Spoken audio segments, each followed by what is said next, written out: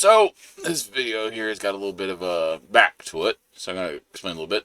All right, so I did one of my venture capitalist videos that explained why trade tariffs won't work, and take a second, and a new subscriber or a previous subscriber or somebody that stumbled across the video said that the game volume is too loud.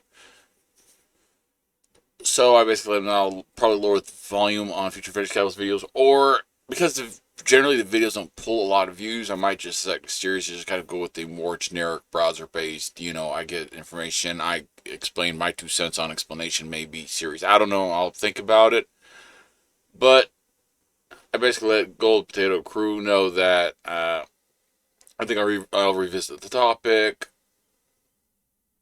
I'll revisit this topic outside of venture capitals because I have come up with an angle to approach the topic, and then I gave my AI video generator the topic of doing an explained video on it as a short. I had to basically full on edit the script it outputted. It left out so much details on the topic.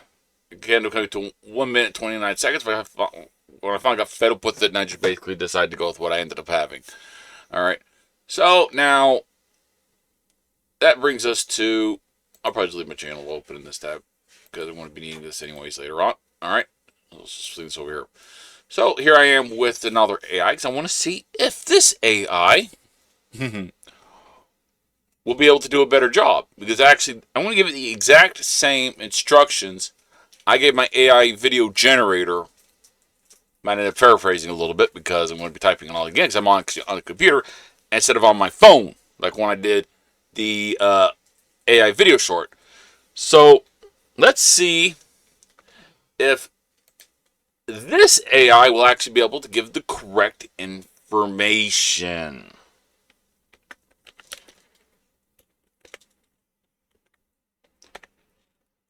Why won't the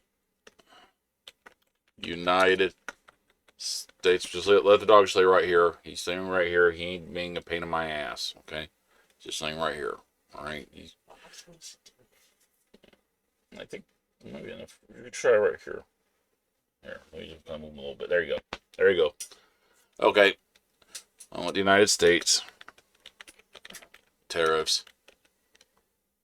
Save domestic manufacturing. Let's see if this one can give the right answer.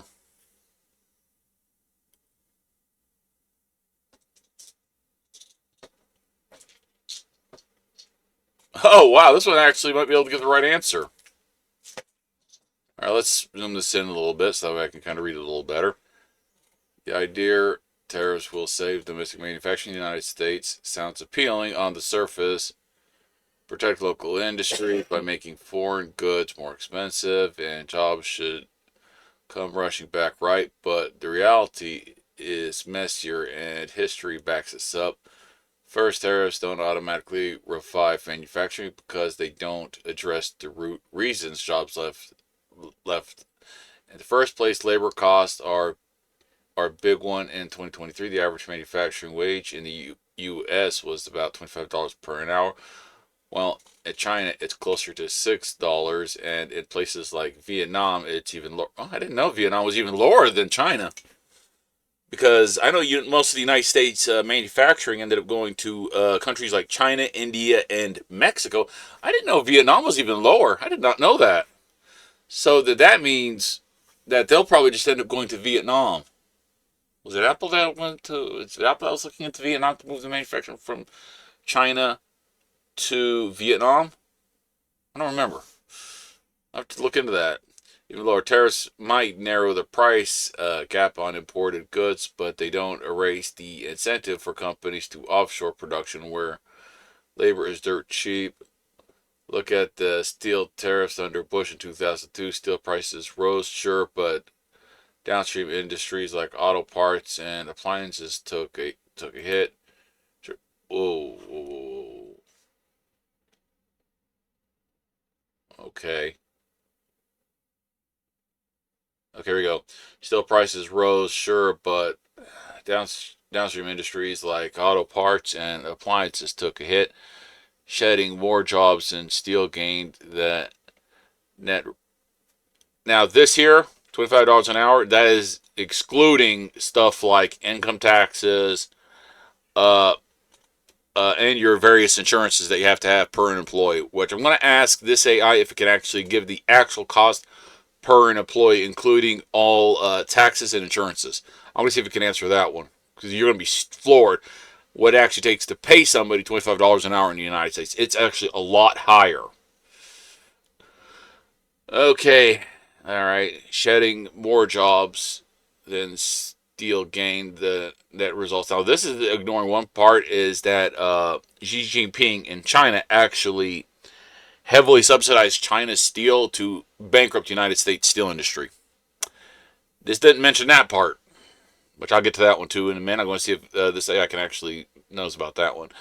The net result, a loss of about 200,000 jobs per some estimates. Second, modern manufacturing isn't just about slapping a made in USA label on something. It's tangled up in global supply chains. Take cars, even American American brands like Ford source parts from Mexico, Canada, or Asia. A tariff on, say, imported electronics jacks up. Yeah, this has given a much better answer than my AI video maker did for that short. Jacks up costs for U.S. factories that rely on these components. The Trump now electronics actually United States cars used to be basically all entirely American made electronics everything. In fact, domestic car manufacturers used American steel, and electronics were, I think, Texas Instruments, which was made in Texas. Just saying. Actually, originally, at one time, cars were entirely made in America. Even the fabrics for the interiors were even American made. Just saying. All right, let's get back to that.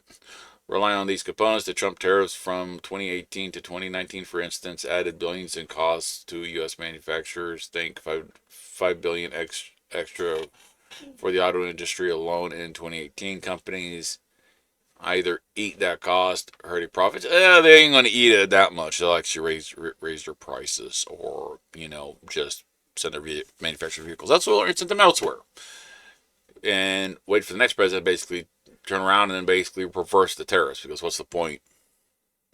Which I'll get to that in a minute. Or pass it to consumers, hurting sales. Neither screams manufacturing renaissance. Third, retaliation kills the dream fast when the U.S. slaps 25% tariffs. Okay, Chinese good. China hit back with tariffs on U.S. soybeans and cars. American exports tanked. Soybean exports to China dropped 50%. 2018 manufacturers don't thrive in a trade war. They get caught in the crossfire. The U.S. Trade Representative's own data show that by 2020, the tariffs cost American consumers $46 billion. All right, this is all about retaliatory trade tariffs, but yeah, this is all around doing a better job with the explanation than my AI video generator did. My AI video generator original script completely ignored the domestic United States steel industry, which I'll get to that in a minute. Okay.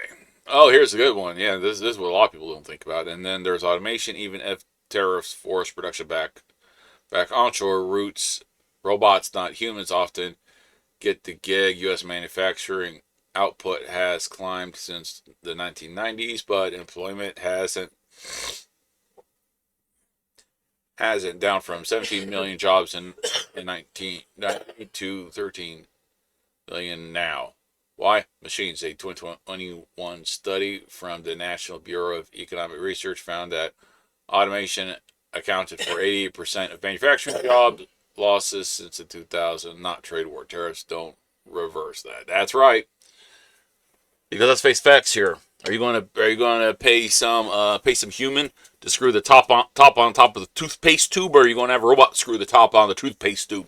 Because before, or robots was putting the tops on toothpaste tubes, humans was saying, noop, noop, noop, if you follow what I'm saying.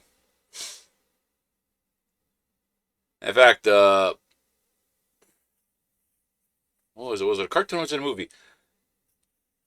Way back in the day when I was little, there used to be like this movie or cartoon. I don't remember what it was. Like it had basically the basis of it was I think if I remember right, it was a family that was had a job before the rise of automation. Basically, was taking all the jobs. The human job was something like really was actually simple. I think it was like putting the tops on bottles or something. That's what the whole job was. The person would like bring a box of like tops for like toothpaste tubes or medicine bottles, or what it was exactly. And the person would just sit there, take them out of the box, screw them on, screw them on, screw them on, screw them on, screw them on, screw them on, and then the person ended up unemployed because the job got automated. Just like there used to be chimney sweeps until chimneys basically rendered that job obsolete because technology. All right. The flip side, tariffs can prop up specific industries temporarily. Steel and aluminum jobs ticked up slightly after 2018 tariffs, about 1,800 jobs by some counts, but that's a drop in the bucket compared to the 6 million manufacturing jobs lost since 1980s. Plus, those gains come at a cost, higher prices for everyone else. The tax foundation pegged the 2018 to 2019 tariffs as a 79 billion drag on GDP. So tariffs might feel like a patriotic fix, but they're a band-aid on a broken system. They don't tackle labor costs, supply chains, retaliation, or tech domestic manufacturing's decline is a beast too big for tariffs to slay. Okay, so that all of that, okay, that was a lot better than what the AI video maker did, okay, because this actually covered a lot of stuff, all right, but I want to actually tackle this one right here, okay, $25 per an hour, okay. I want to show you something, all right.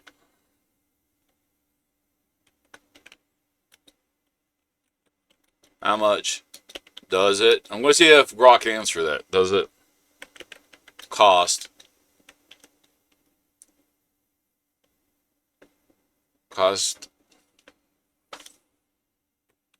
to pay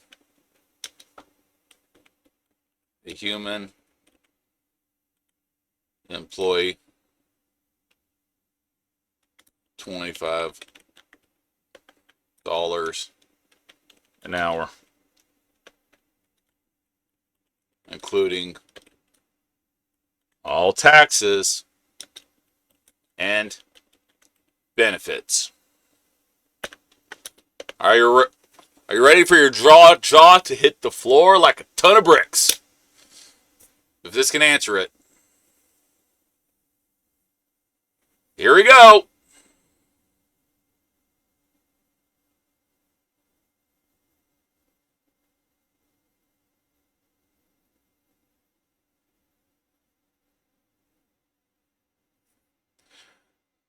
Holy shit!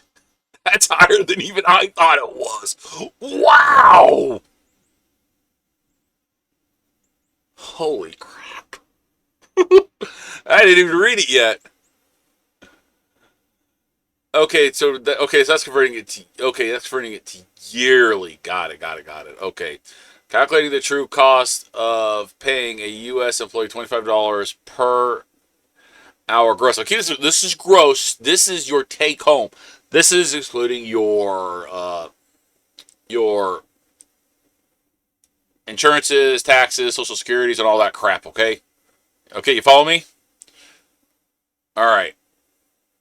So $25 per hour gross beyond the hourly wage. It includes payroll, taxes, benefits, and sometimes other overhead. Let's break it down step by step based on the typical employer costs in 2025. Yep, that's this year, my friends. That's this year, this video, 2025. That's this year. Okay, starting with the base wage of $25 an hour for a full-time employee working 40 hours a week, 52 weeks a year. That's $52,000 annually, 2,080 hours. Now, Add the extras. Okay, so keep this in mind. This is so you can take home $52,000 annually. Now I'm going to probably whip up my calculator. Let me go get my calculator. All right.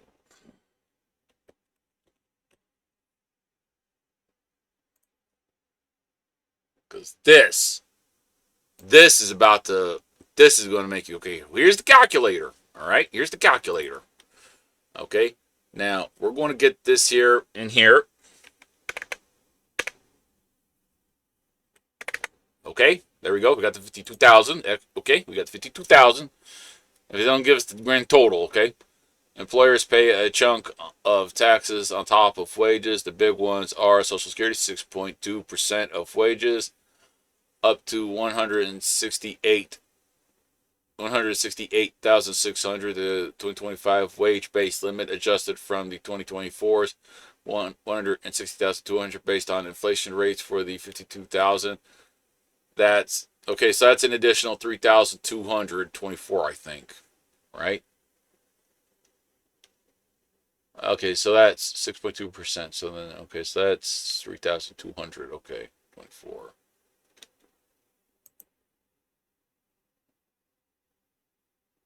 Okay, so yeah, all right. So that's plus 3,224. All right. Medicare 1.45% of all wages, no cap. That 754 on. Okay, that's another $754. All right. Okay, federal unemployment tax. That's, you could say that. I'm not saying that. 6% on the first 7,000, but most employers get a credit reducing it to 0.6%. So $42. All right, $42. State unemployment. The state unemployment tax varies by state and employer history, but a typical rate is 2 to 3% on the first 10,000 to 14,000. Assume, okay, so we're going to assume 2.7% on the 12,000, a common base of 324. All right.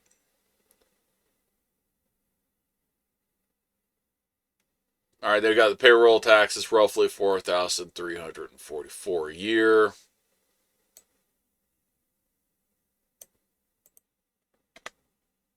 Ooh. Okay. 4,344. All right. Now I go down to benefits.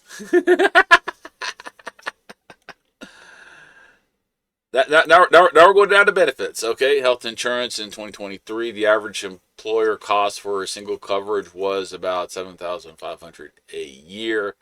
Kaiser Family Foundation trending up 5% annually with healthcare inflation by 2025. We'll call that 8,300.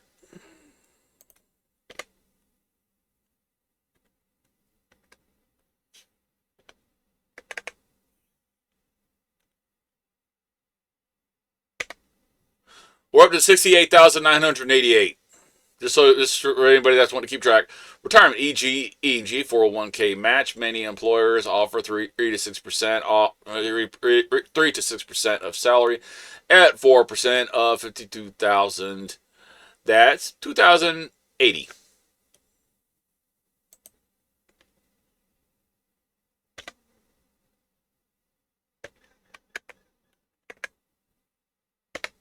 We're now up to 71,068. Okay, paid time off. Say 15 days, 3 weeks, including vacation and sick leave. Common minimum at $25 an hour. 120 hours equals 3,000. That's an extra. This is an extra cash, but time paid without work effectively a cost another $3,000.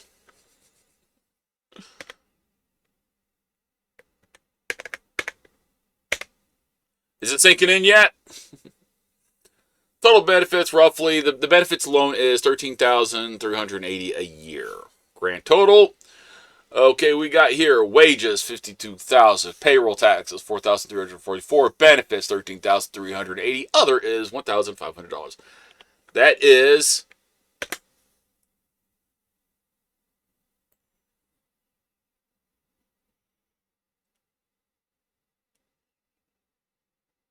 I think I just accidentally doubled it.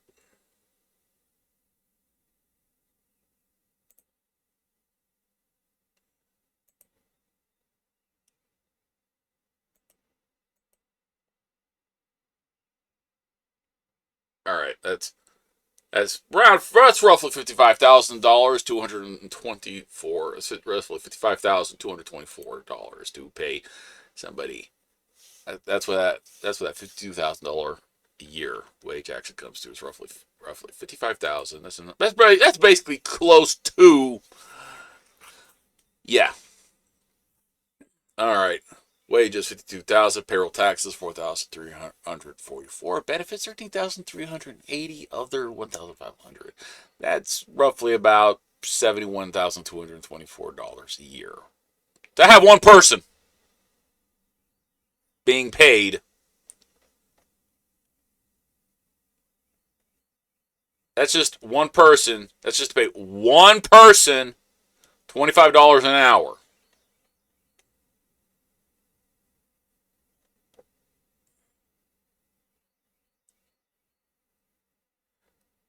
That's $52,000 annually. One person, $25 an hour.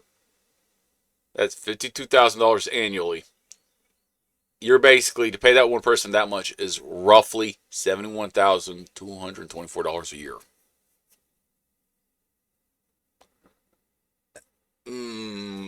That's considerably over double. This is paid somebody $25 an hour.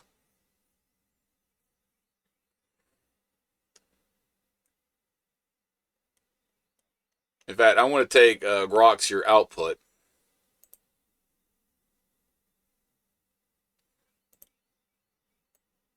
of that approximation of 71,224, and I want to take and subtract off, just so that we can see how much you're technically losing out of your pocket.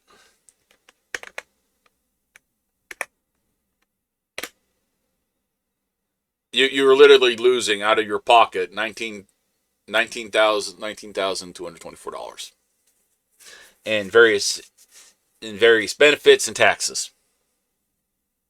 That's how much your employer is literally losing out of their pocket a year.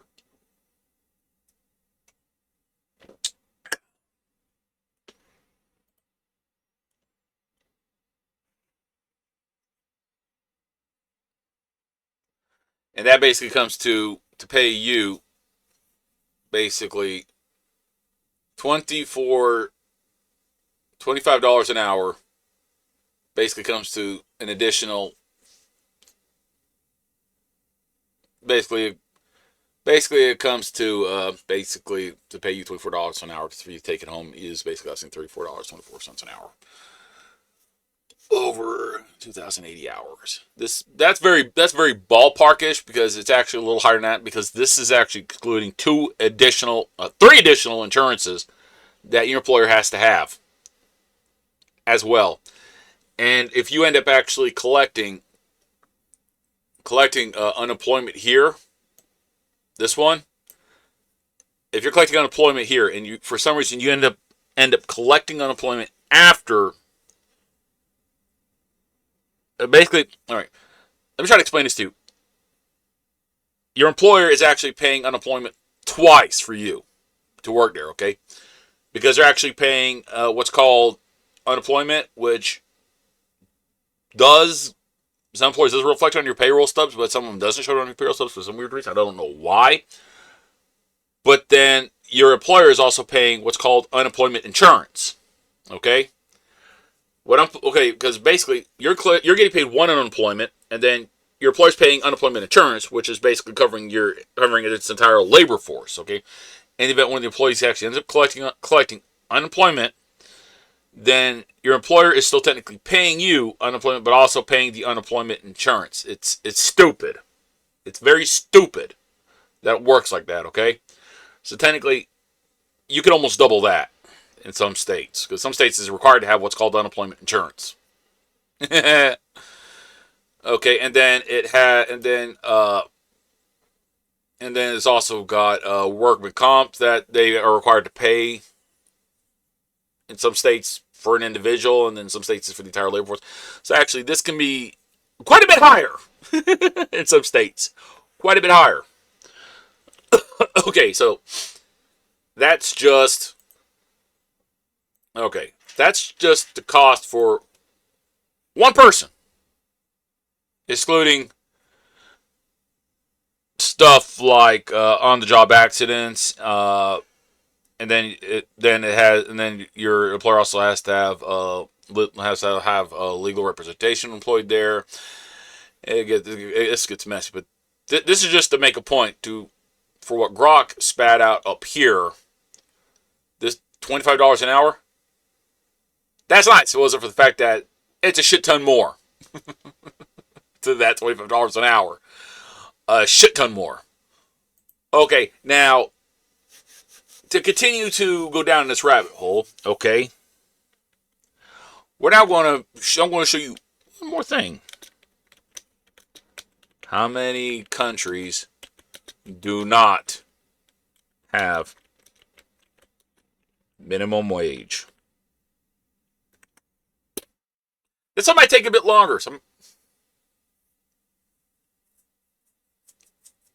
Oh, wow, that was quick. That was quick.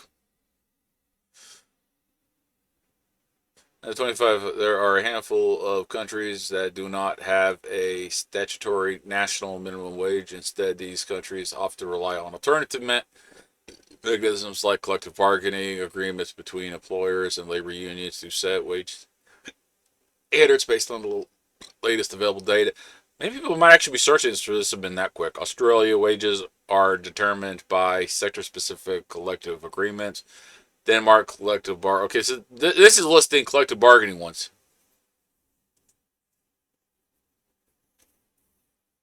This is listing collective bargainings. This isn't because I want the ones that don't have minimum wage. Period.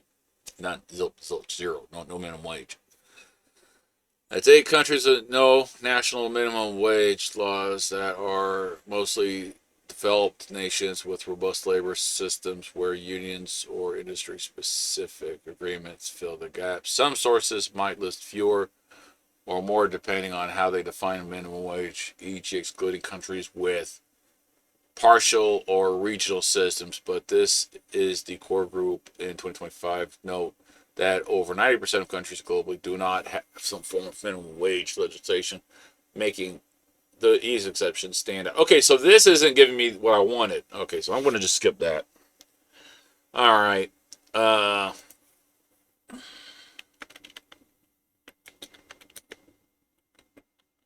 What's the United States industry? I'll keep this in mind. This should probably give me federal, not local and state. All right. Because if you are running a factory in the United States, you have to pay 3 different taxes. Your local, state, and federal. 3 different taxes.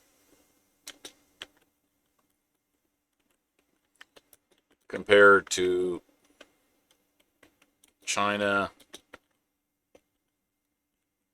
and Mexico. Now, in China's case, depending on what your industry is, you might actually be heavily subsidized. Like right now, China is roughly, I think last time I checked, was subsidizing 58 to 60% EV. So basically almost over half to pretty much rough about half of your EV price is offset by the Communist Party. Okay?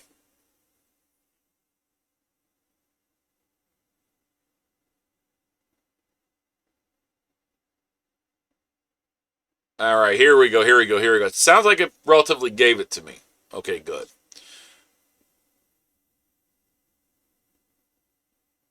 Yeah, I know about because United States industry is literally the most strictly regulated sector in the globe right now. All right.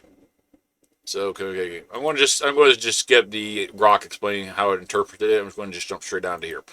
Okay, the federal corporate tax rate is 21%, set by the 2017 Tax Cuts and Jobs Act, but states add their own corporate taxes, averaging around 4 to 5% after accounting for deductions and variations. E.g., California's 8.84% versus Texas is, yeah, because Texas basically does that. Nope, industry, you're not paying Texas state taxes. Hence why so many corporations is now fleeing from California to go to Texas, because Texas is basically like, I'm not taxing industry. And California basically ended up shitting themselves now because California's, let's just say they got a lot of taxes now, which I'm not getting into that right now. Combined, the average statutory rate is about 25.8% per a tax foundation estimate. Some industries get tax breaks like manufacturing credits under the CHIPS Act, but baseline rate doesn't shift much. Effective rates, which what companies actually pay after deductions, can dip to 18 to 20%, depending on the.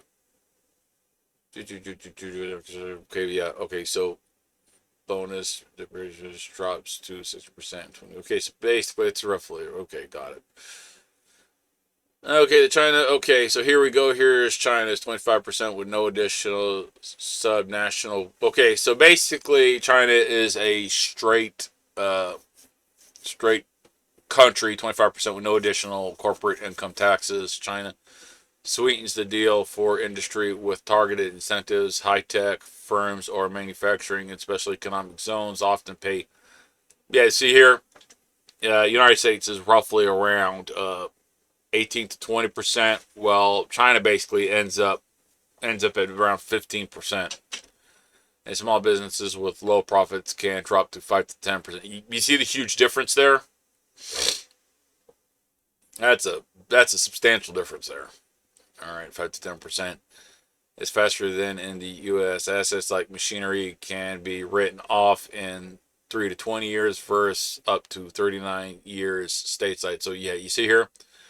So in China, you can basically write off your machinery you get in 3 to 20 years, whereas the U.S. is around 39 years stateside. Effectively, rates vary widely, can be as low as 10 to 15%. So yes, the U.S. ends up averaging around 18 to 20%, whereas China is 10 to 15%. That is a lot lower.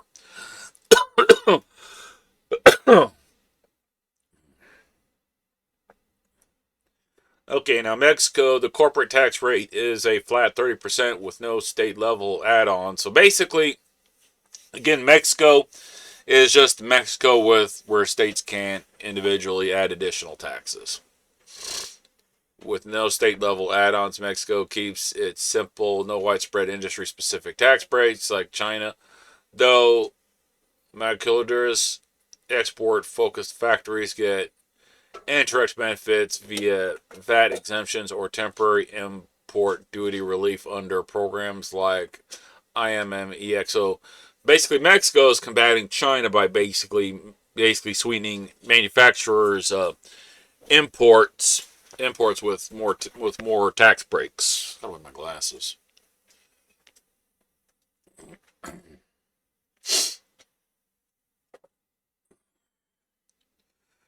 All right, closer to the statutory 30% since depreciation and deductions are less generous than in the U.S. or China. Still, low labor costs often offset the higher tax bite for me. Okay,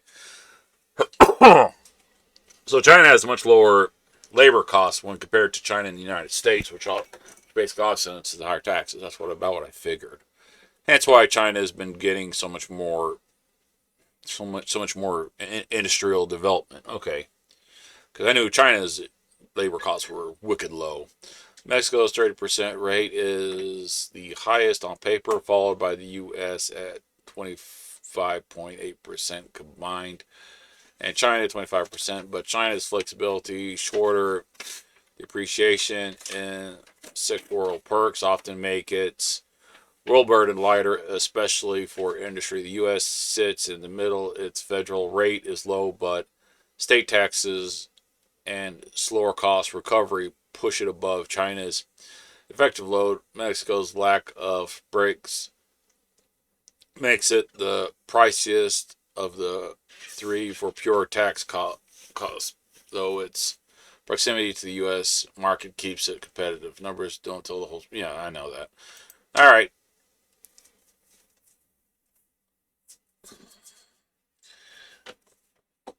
Okay. So I hope this little snapshot here, because you know what? I'm going to do one more thing here. All right. I'm going to do one more thing here. All right. Maybe I'm probably not going to bother. Says I want to give you kind of a snapshot here of why the tariffs will not work. Okay. And I think I made that point here. Okay. Because let's face facts here, right?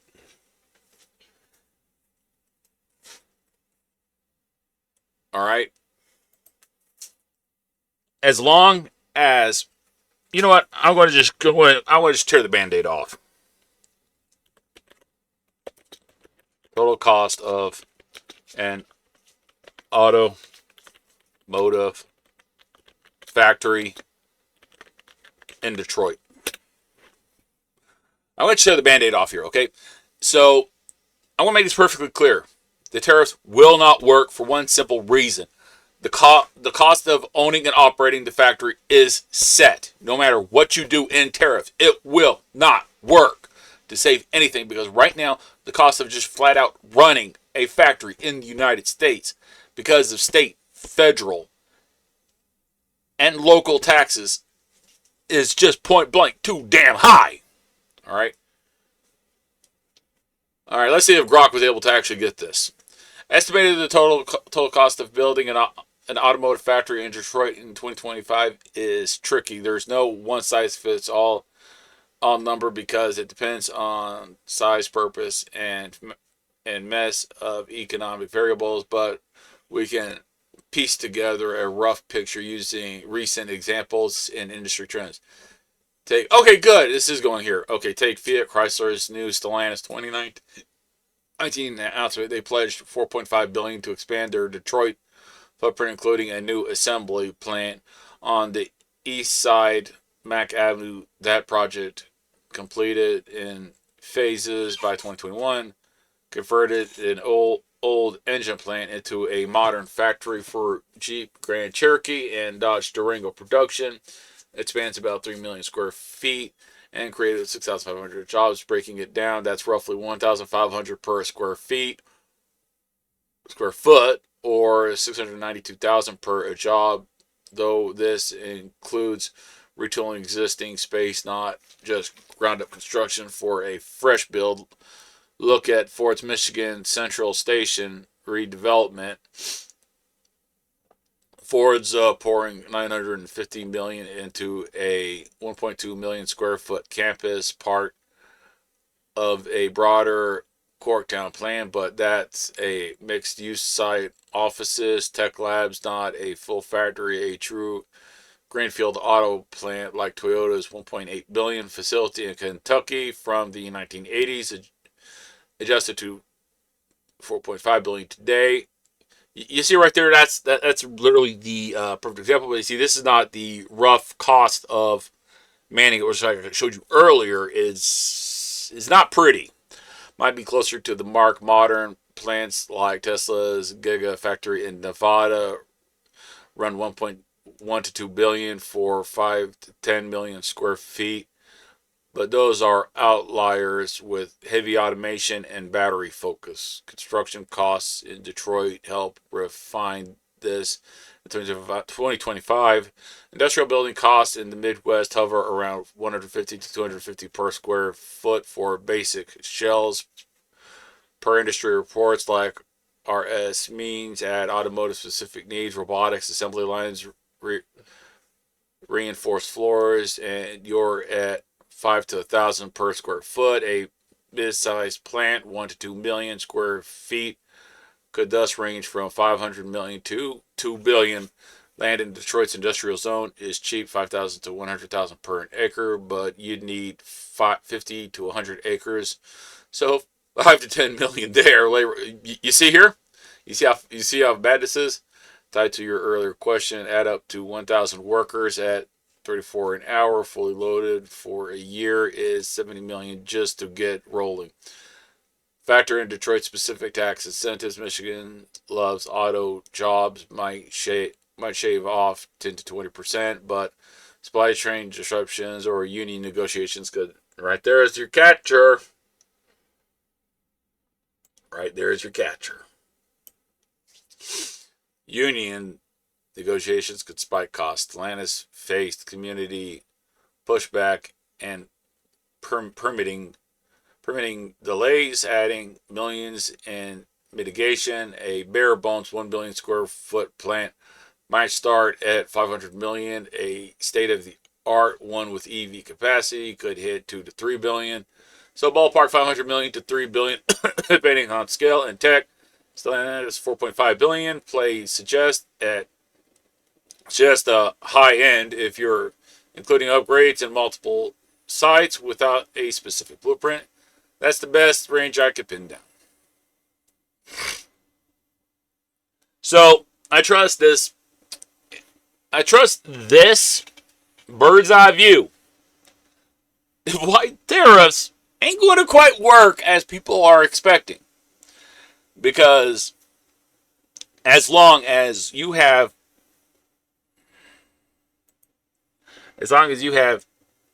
two taxes, you see right here, I just showed you the federal impact of taxes. Okay? I've showed you the sheer cost of just paying somebody $25 an hour. And this ain't even all of it. This isn't even all of it. This ain't even close to all of it. All right?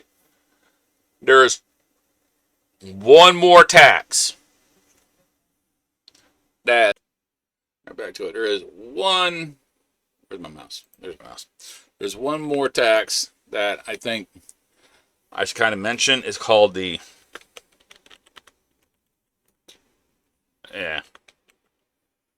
inheritance tax. This tax here is a huge blow to independently owned farms and farmlands. There used to be a lot more farms in the United States, okay? But because of the inheritance tax, we've lost a lot of that farmland. Especially, a lot of people don't know this, California, a lot of the subdivisions in California used to actually be farms. But what happened was that the original farm owners had died. And because of that, the farmland, the descendants ended up taking the farmland and then selling it to residential developers to basically pay the inheritance tax because they couldn't afford the inheritance tax, resulting in the destruction of a lot of U.S. farms. Okay, it seems like you're asking about the inheritance tax, but your question's a bit open-ended. I'll assume you want a rundown of how it works. In the United States, since your earlier questions leaned that way, and I'll toss a quick comparison to China and Mexico for context. Perfect. Tying into your industry tax rate query, if you meant something else like rates and specifics. I don't want rates and specifics. I just wanted to basically run down to the inheritance tax. That's all I want. In the United States, there is no federal inheritance tax per se. That's the tax paid by heirs on what they receive. Instead, the federal government levies an estate tax on the deceased estate before distribution as of 2025. The exemption is $13.61 billion per person, adjusted from $12.92 million in 2023, assuming a steady inflation bump. Anything above that gets taxed at 40%. So you think about that, the size of a farm. That this is really the tax that destroys farms. Okay, taxed at 40% through rates start at 18% and scale up. Most of the states dodge this. Only about 0.2% of deaths trigger it per IRS. Okay, so yeah, but the thing is that this isn't quite landing into, what I'm actually wanting to, get into here. Though Michigan, home to Detroit, has no state inheritance or estate tax since 1993, but places like New York hits estates over 6.994 million 2025 threshold with rates up to 16%. No tie to industry here, just wealth. Yeah, I think is that I was actually winning it for based on farms. All right. China keeps it simpler, no inheritance or estate tax at all in 2025. The government's flirted with the idea okay, so basically no inheritance tax at all. Mexico also skips inheritance tax, no federal estate or inheritance levy exists in 2025. Assets pass tax-free to heirs. Okay, so that's just a little thing I wanted to kind of point out here. All right. Okay, so I think I've now given you kind of a bird's eye view of why the tariffs ain't really going to help here, especially with the general cost of hiring people to work to basically do jobs and general taxes. Okay, so I think that basically gives you a nice little sneak peek at why the tariffs will not work. Unless the idiot has the brilliant idea of combining that with basically signing into law industrial tax exemption status and a flat ban on inheritance taxes. All right? A flat ban on it so that nobody pays inheritance taxes. Okay, I think this is a bit of the better video since I kind of came up with a better idea. All right. All right. As always, everybody, thank you for watching and peace out, everyone.